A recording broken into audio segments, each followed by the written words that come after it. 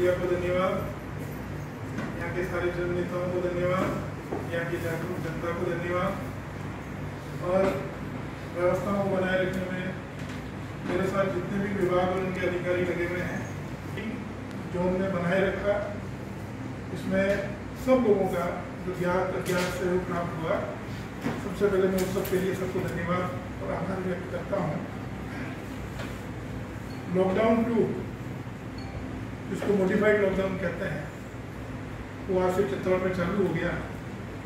क्योंकि लॉकडाउन 1 में हम ग्रीन जोन में रहे, उसी का परिणाम है कि बहुत सारी चीज़ों में हमें आज छूट मिली है, बहुत सारी सहूलियतें मिली है, बहुत सारी नई चीज़ें हम चालू करने की स्थिति में जिले में आए हैं।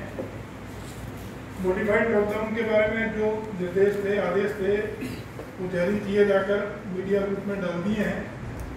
आई होप कि सब लोगों ने पढ़ लिए होंगे, अखबारों में भी उसका सारांश और समरी छपी है, तो आपके माध्यम से आम जनता को इसकी जानकारी मिल गई है। फिर भी अगर कोई पॉइंट रह गए हैं, आपको लगता है कि आपके माध्यम से आम जनता को पता चलना चाहिए, मैं आपसे अनुरोध करना चाहूँगा, उन सबको आप एक बार फिर से आम जन तक पहुँचाने का प्रयास करें, ताकि लॉकडाउन 2 के बारे में आम जनता को क्लियरिटी हो जाए। लॉकडाउन 2 को ये मान ले, सामान्यतः ये मान लिया गया कि लॉकडाउन में पूरी छूट मिल गई, ऐसा कुछ नहीं है। माननीय मुख्यमंत्री जी कल बार बार मीडिया के माध्यम से ये कह रहे थे कि लॉकडाउन 2 में छूट का मतलब ये नहीं है कि बिना कारण से आप घरों से निकलेंगे। बिना कारण से घर से निकलने की जो रोक थी वो आज भी बरकरार है, तो पहले थी वो आज भी है। निकलना घर से तभी है जब जरूरत हो। बिना कारण के घर से निकलना न पहले अनुमत था, न आज अनुमत है। लॉकडाउन 2 में हमें थोड़ा सा एक रिलैक्स रिजीम दिया गया है।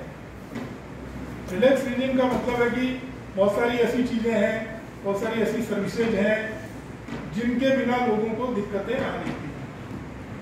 इलेक्ट्रीशियन है, प्लम्बर है, पंचर की दुकान है, जो सेल्फ एम्प्लॉयड लोग थे, उन चीज़ों को हमने चालू किया है। कुछ दुकानों में भी हमने वृद्धि करी है जिनकी लोगों को ज़रूरत आम दिनों में रहती है। पर अब इलेक्ट्रीशियन की आड़ में कोई इलेक्ट्रिक की दुकान खोल के बैठ जाए, एक आदमी खड़ा कर दे, साहब मेरा तो रिपेयर करता है, उससे वो रिपेयर की शॉप नहीं हो जाती है। ऑर्डर में लिखा हुआ है स्वनियोजित, सेल्फ एम्प्लॉयड जो लोग हैं, इस तरह की एसेंशियल सर्विसेज हैं, उनको अलाउ किया गया है। एक मैं आपके माध्यम से ये स्पष्ट करना चाहूँगा, ताकि ऑर्डर आपने पूरा पढ़ा है, उसके बारे में आप कोई चर्चा करना चाहेंगे, हम उसके बारे में बाद में चर्चा कर लेंगे। तो 5S का फॉर्मूला है चित्तौड़गढ़ ने जो अपनाया था। सबसे पहले सीलिंग ऑफ बॉर्डर्स, बॉर्डर को हमने सील किया, उसका अच्छा नतीजा परिणाम हमें मिला।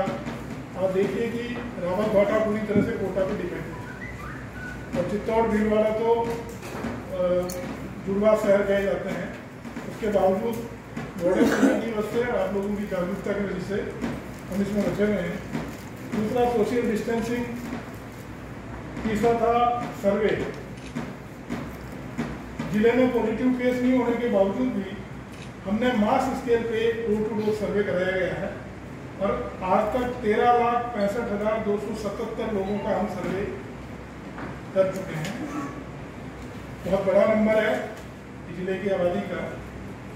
चौथा है अग्रेसिव सैंपलिंग। कल परसों किसी अखबार में ये छपा था, हमारे जिले की सैंपलिंग उन जिलों से भी ज़्यादा है, कुछ जिलों से जिनमें पॉजिटिव केसेज आए। बहुत अच्छा एनालिसिस किसी अखबार में आया। अब तक हम 552 सैंपल ले चुके हैं, और जिसमें 546, मतलब कल रात तक के सारे सैंपल्स की रिपोर्ट आ गई है। 546 की रिपोर्ट आ गई है, ऑल आर नेगेटिव। अब तक हमने 33,991 लोगों को होम क्वारंटाइन कर रखा है। इनमें ज़्यादातर वो लोग हैं जिनको या तो खांसी जुकाम है, या बाहर के जिलों से, राज्यों से आए हैं, वृद्ध लोग हैं, उनको हमने मेनली होम क्वारंटाइन में रखा हुआ है। जिले में चिकित्सा उपकरणों की किट की, पीपी किट की, पीएम किट की किसी तरह की कोई कमी जिले में नहीं है, सब फुल फ्लेज से उपलब्ध है। भामाशाहों और दानदाताओं के सहयोग से जो पक्का खाना और कच्ची राशन सामग्री का वितरण है वो निरंतर जारी है। अब तक 4,95,970 कल शाम तक हमने पैकेट्स का वितरण किया है। इसमें 28,568 कच्ची सामग्री के हैं और बाकी जो संख्या है 4,71,922 ये रेडी टू ईट फूड है जो सुबह शाम हमारे भामाशाहों द्वारा उपलब्ध कराया जाता है। जिले में अमूमन 11,600 लोगों को प्रतिदिन भोजन उपलब्ध कराया जाता है।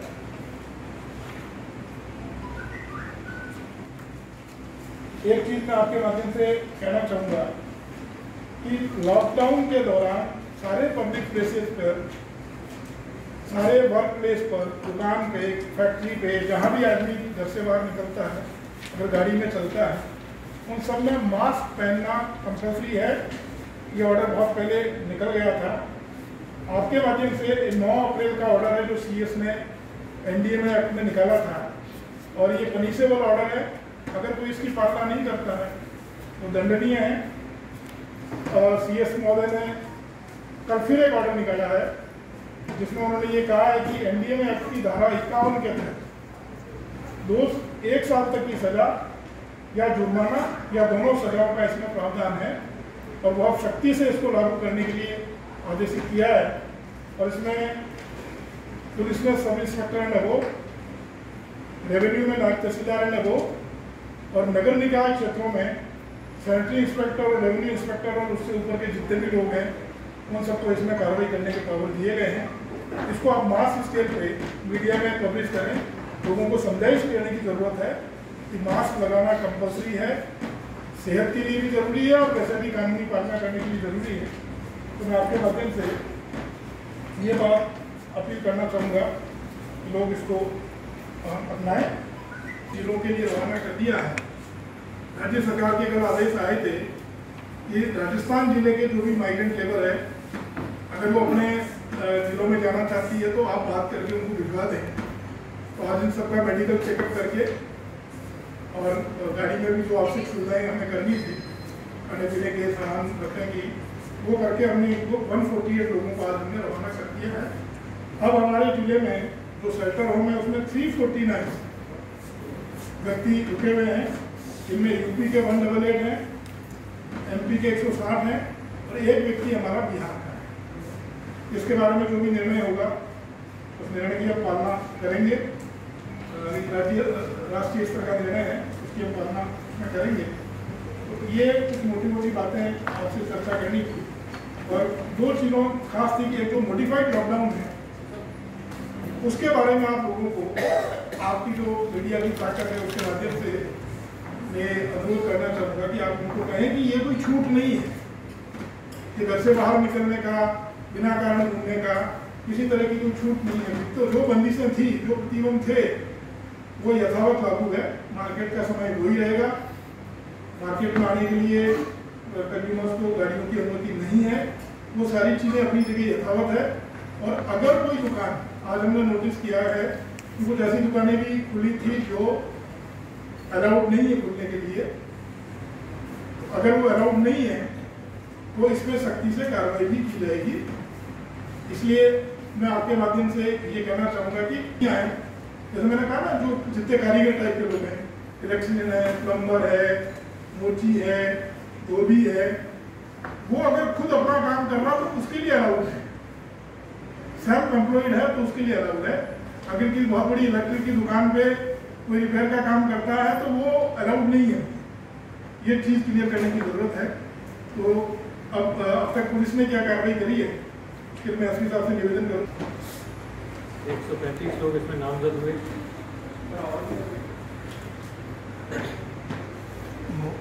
जो लॉकडाउन का उल्लंघन, धारा 144 का उल्लंघन और अन्य सोशल मीडिया पे किसी प्रकार की भ्रामक सूचना देने के रूप में या कोई सांप्रदायिक तनाव किसी प्रकार का पैदा करने के लिए अगर किसी ने सोशल मीडिया पे दुष्प्रचार किया हो इस संबंध में अब तक 47 मुकदमे जिले में दर्ज हो चुके हैं।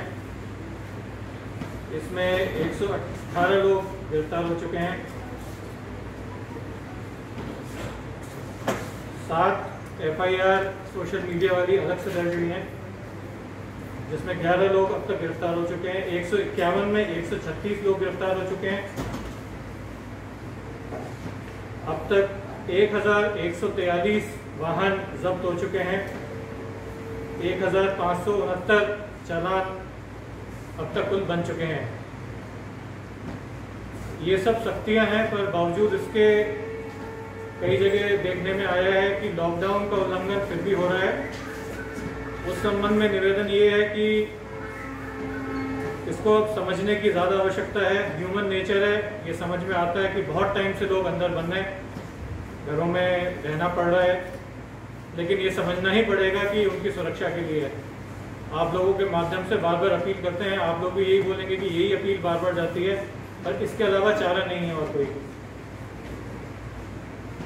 एक